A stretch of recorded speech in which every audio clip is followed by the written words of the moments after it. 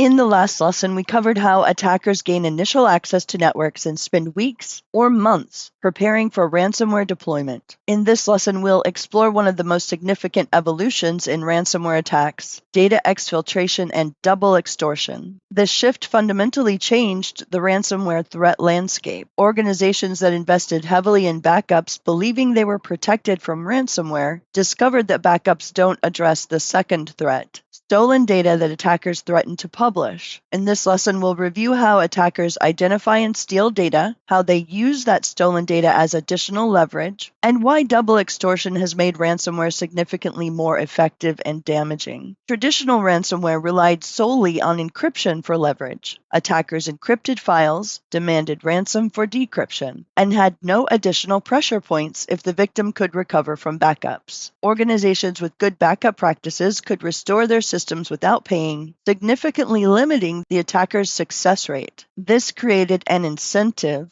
for organizations to invest in backup solutions. As more organizations implemented robust backup strategies, encryption-only ransomware became less profitable. Attackers needed additional leverage that persisted even when victims had perfect backups. The solution was data theft combined with extortion, double extortion. Before encrypting systems, attackers exfiltrate copies of sensitive data from the compromised network. Then they make two separate threats: pay a ransom or we won't provide decryption keys, and pay a ransom or we'll publish the stolen data publicly. The data publication threat causes harm separate from encryption: regulatory fines for data breaches, lawsuits from affected individuals, competitive harm from exposed trade secrets, and reputational damage from public disclosure. This dual leverage has made ransomware significantly more effective. Success rates and ransom payments both increased substantially after major ransomware groups adopted double extortion tactics. During the reconnaissance and lateral movement phases, attackers systematically identify the most valuable data to steal. They search for customer databases containing personal information, financial records and accounting data, employee records with sensitive personal details, intellectual property and trade secrets, confidential business communications, legal documents and contracts, merger and acquisition information, and strategic planning documents. They use automated tools that search file servers, databases, SharePoint sites, and email systems for keywords and file types indicating sensitive content. They target specific departments like finance, legal, HR, R&D, where valuable data concentrates. The goal is identifying data whose disclosure would cause maximum harm,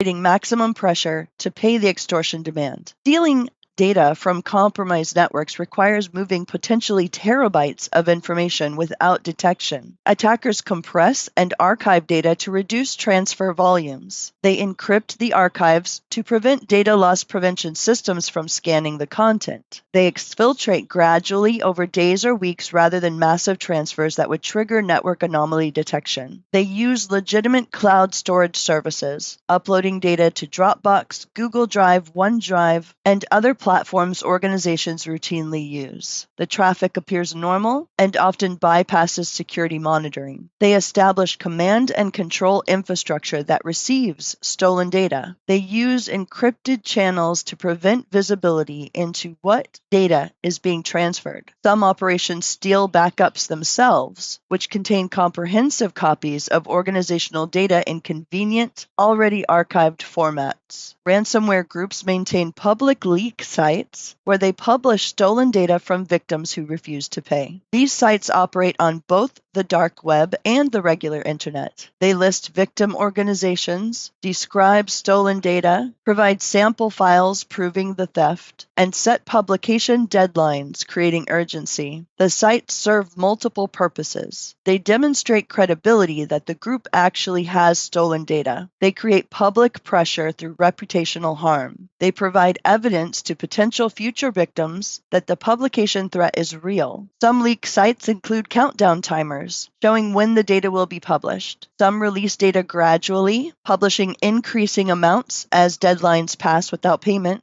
Some auction stolen data to the highest bidder if the victim won't pay. Data breaches trigger extensive regulatory and legal obligations that create financial pressure separate from ransoms. GDPR in Europe imposes substantial fines for data breaches, up to 4% of global annual revenue, or €20 million, whichever is higher. HIPAA in the United States imposes penalties for healthcare data breaches. Numerous state data breach notification laws require disclosure to affected individuals. These regulations apply regardless of whether data was stolen through attack or negligence. The ransomware attack doesn't excuse the breach. The organization is still liable. Beyond regulatory fines, organizations face civil lawsuits from affected individuals, investigations from regulatory authorities, mandatory notification costs reaching millions for large breaches, and credit monitoring services for affected individuals. These costs can exceed the ransom demand, making payment to prevent disclosure seem financially rational despite ethical concerns about funding criminals. For many organizations, the most significant concern isn't regulatory fines but competitive harm from exposed business information. Trade secrets, product development plans, pricing strategies, customer lists, and strategic initiatives all have competitive value. Publishing this information provides competitors with intelligence that causes ongoing business harm. Unlike ransomware encryption damage, which can be recovered from, competitive intelligence disclosure creates permanent disadvantage. Competitors now know your strategies, prices, and plans. The information cannot be taken back once published. This makes organizations in competitive industries particularly vulnerable to double extortion pressure. There's a relevant quote from the economist Friedrich Hayek in his book, The Road to Serfdom. In his book, The Road to Serfdom, he wrote, "The curious task of economics is to demonstrate to men how little they really know about what they imagine they can design." Hayek was discussing the complexity of economic systems and the limits of human knowledge and control. His insight applies to cybersecurity and data protection. Organizations imagine they can design secure systems that protect data. They implement access controls, encryption, monitoring, and numerous other controls. They believe they understand their security posture. But the complexity of modern IT environments means organizations often don't know what data exists, where it's stored, who has access, or how well it's protected. This lack of comprehensive knowledge creates vulnerabilities attackers exploit. Ransomware groups conducting reconnaissance often discover data organizations didn't even know existed, stored in places security teams didn't monitor, accessible through pathways nobody documented. The double extortion threat exposes this gap between imagined security and actual security. Organizations discovered during attacks that data they thought was protected was actually exposed. To prove they possess stolen data and increase pressure on victims, attackers release sample files publicly. These samples are carefully chosen. They are sensitive enough to demonstrate the attacker has valuable data, but not so sensitive that releasing them eliminates leverage. They might include partial financial documents, excerpts from confidential communications, or portions of customer databases. Sample releases serve multiple purposes. They prove the theft claim is legitimate,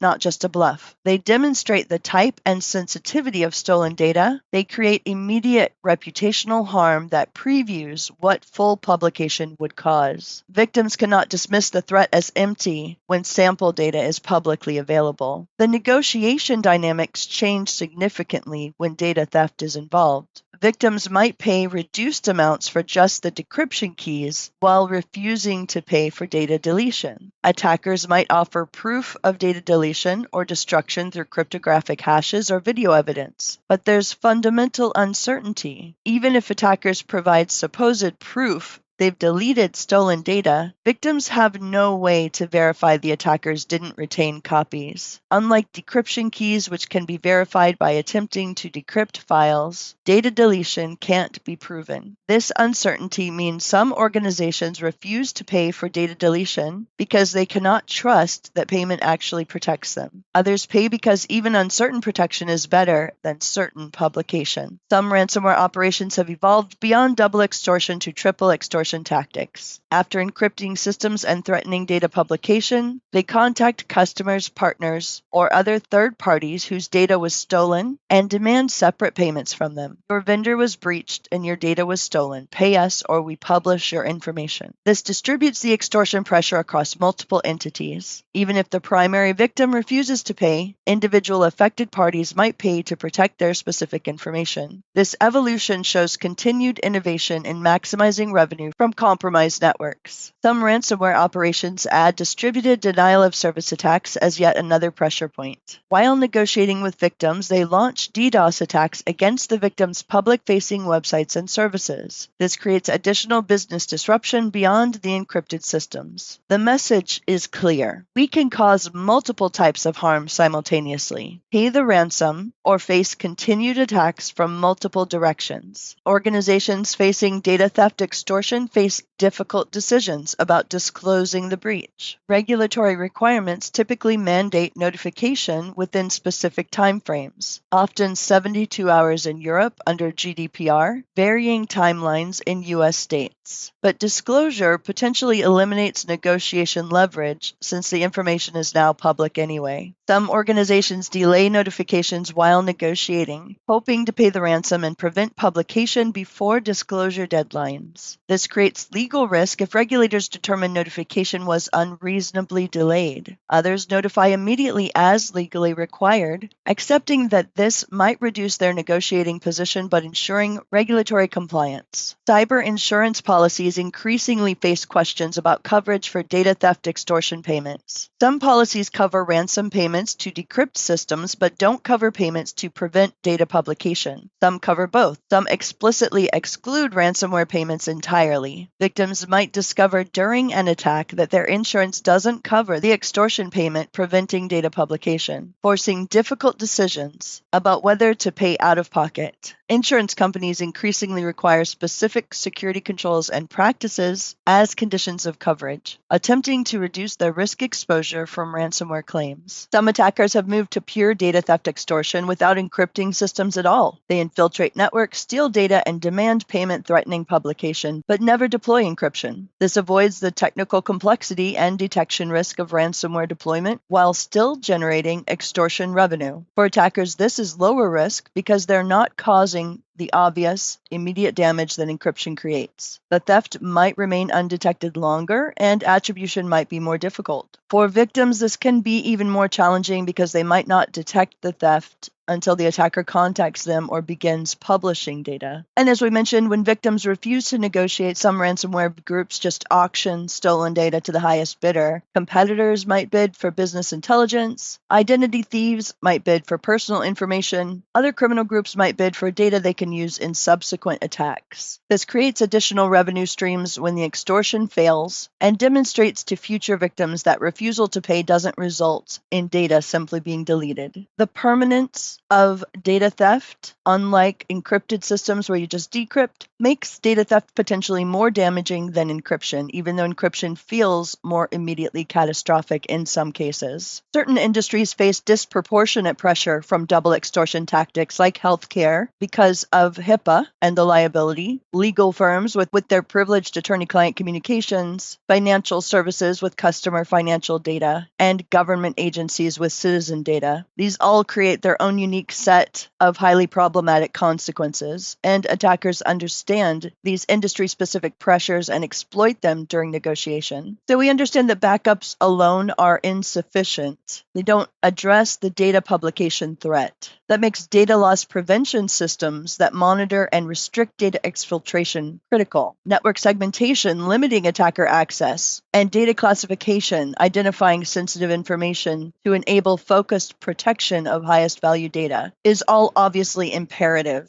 Double extortion creates impossible ethical choices. Paying ransoms fund criminal enterprises and incentivize future attacks. Refusing to pay harms the customer and innocent third parties. Organizations have to make their choices by balancing their obligations to protect data, their moral oppositions, their financial interests, and their legal obligations. There's no clear right answer for everyone. In the next lesson, we'll cover the encryption phase itself, how ransomware is deployed simultaneously across networks, what makes modern ransomware so devastating, and what happens in the chaotic hours after encryption begins.